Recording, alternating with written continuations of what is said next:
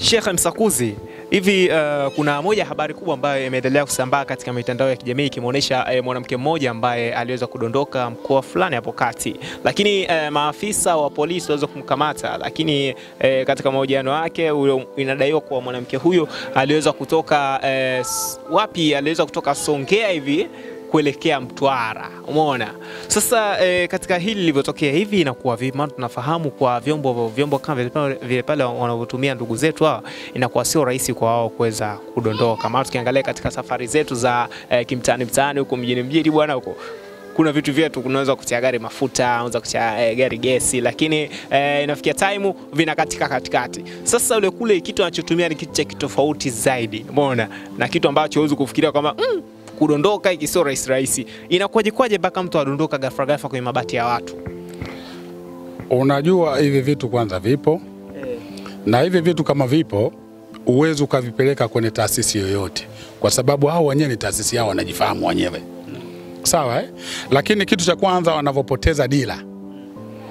Kwanza muda. Sawa Mfano tunatoka saa 6 usiku. Tunarudi saa 9 usiku.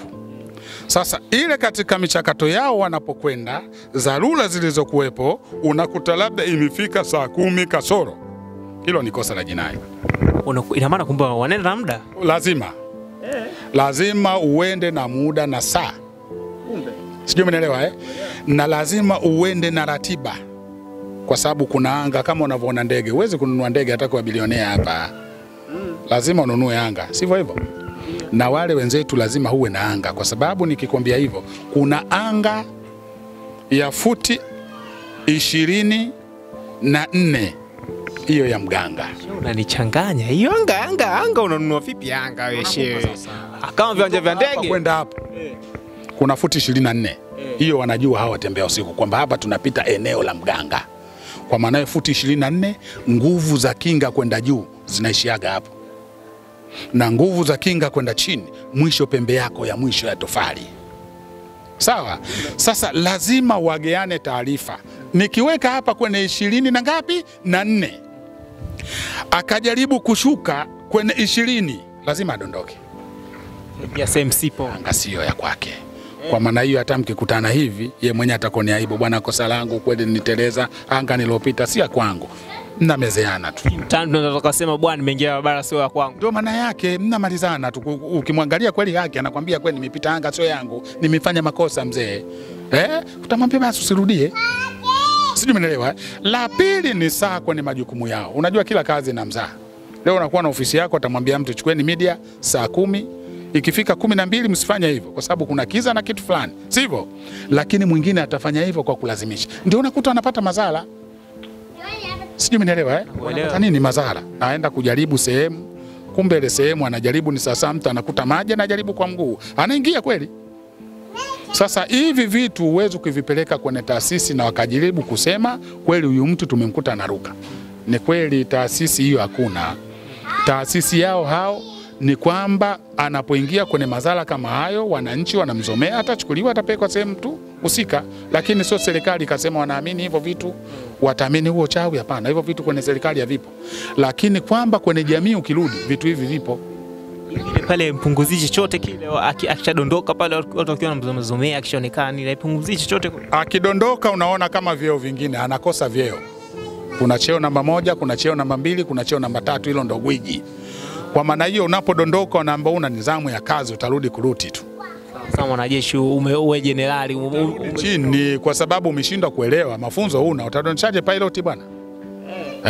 Haina mafuta ukutingisha huko ulipotoka. Na ndio maana unakuta bodaboda wengine wapumbavu. Yuko kwenye lami anafanya hivi. Sasa geji inasoma. Sio mbwembwe, upumbavu. Sasa naye anaruka anachezesha kibuyu anaangalia juu. Hajui. Wakacheza kabisa. Unatakiwa uingize kama unavyopima oili kwenye gari yako. Uingize unaleta juu unaangalia petroli kumbe iko hapa. Kama ukiona ndogo unasimama wanijazieni wese, ngoma inaondoka. Kama pikipiki. Sio kama pikipiki, kama gari nyingine. Acha. Ndio maana yake. Sasa hivi vitu ndio vinavyokuwa. Sasa kama utarudi kule kudondoka, lazima kwa sababu anapodondoka lazima apoteze akili. Akili inamruka. Lazima aruke akili. Atakwambia nguo si nimechojoa pale, kama hiyo shooting iliyopita, mwala si nilitoka pale nimevuliwa nguo. Ni uongo tu, na akili zinakuwa zinafanya nini? Zinatoka kwa wakati ule. Hawezi kuwa sawa sawa. Lile linampoteza kabisa, hata akirudi nyumbani anakuwa yuko sawa. Yaani ile ndio sheria yao au labda ndio miko yao. Utapodondoka mara nyingi anaweza hata kupoteza tu mauti, au mara nyingi anaweza akawa kama msikule fulani. Hiyo ndiyo miko yao. Wenzake hivyo hawezi kumfanyia chochote pindi anapokamatwa pale na kuwekwa ndani kwa ajili ya kuhojiwa. Hawa watu kukamatwa kwa kudondoka hawezi kuja. Ni sasa mwizi unapokimbiza wawe 5 au 12. Unapokuwa umemkamata, watarudi wale kwenye ile kemweki pale? Hawezi kurudi. Kwa sababu anajua unaweza kutaja. Na wale mara nyingi kama wakijua una mdomo mwepesi wanaweza hata kukandamiza ili usitaje. Na ndio maana kusema anakuwa hana akili, kwa sababu unaweza kutaja kwenye makofi. Wananchi wanapiga bwana. Pa nani akazungumza fulani kafanya, fulani kafanya, fulani kafanya. Yashakuwa hayo mazala mengine. Haya kwa mazala sasa. Na ndio maana kukuambia akidondoka akili lazima apoteze. Akili anapotezaje? Kwa wale ambao timu waliokuwa nayo wanamwahi kumpoteza akili. Ulifanyaje? Niliteleza. Si nimetoka hapa nilikuwa nachezea umeme. Wapi na wapi? Wewe TANESCO. Wewe TANESCO, wewe kishoka. Alafu sasa mwanamke binti. Kwa maana hiyo anapodondoka lazima amuai. Na anapokuwa katika ile kundi lake lazima anakuwa sasa ile kasoro lazima wampe kasoro. Kama vyeo lazima avuliwe. Kwa sababu tayari hayuko makini na kazi yake. Sio, umeelewa Na ndio maana walevi wengi wanaponaga. Mimi Muislamu na mimi shehe, lakini nasema hivyo, walevi wanafanya nini? Wanaponaga. Sisi manabii ambao tunaosema swala tunakuwa tunakufa kwa sababu hata wakienda pale wakimgusa hivi. Wacha mchawi wa kwanza duniani ni simba. Simba. Ushamwona simba anakula kitu kichooza? Yaani Kiswahili kilichokufa. Sio rahisi. Na ukitaka kujua shamba lenye simba hata wewe mamia, weka sharabu mdomoni. Utavuka. Wale kila akifanya hivyo jamaa ananuka. Kaoza tumboni. Sio unaishi. Sharabu ni pombe. Sasa hata wewe ukiweka simba na pombe waelewani. Na nikisema mchawi wa kwanza duniani simba, wa pili ndo hao wanafuata tu, walukaluka usiku wanga. Na mwanga ukilewa mtungi akufati. Lakini ukiweka fupa la nguruwe hapa anakubeba. Ila dawa yao nini? Ni pombe tu. Ukiweka pombe na mchawi, yani wale wanywaji, akimgusa hivi si utadondosha watu. Unapiga gia, sasa uchakula vitu vyako uwezi. Sijui umeelewa? Na ndio maana ukienda kwenye taswira unaambiwa walevi siku zote wanaona vitu. Kwa sababu anamchukulia kalewa tu huyo bwana. Kalewa kumbe anaona vini? Anaona vitu. Sahihi kabisa. Kutoka pale akumbuki. Hakuna muda anajua kwamba nyumba sina mlevi, atachokwambia kwamba nyumba sijalala kuna kaza, uelewe hicho kitu kiko sahihi kwa 90.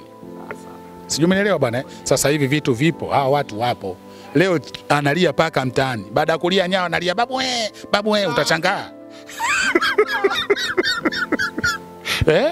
Babu dilishani kwako kuna miti, kuna machaka, lakini yuko kwenye kiwambaza. Babu. Yaani kama mwenzie anamfuata anamwambia bwana umifiwa na mwanao. Yaani analia kimsiba.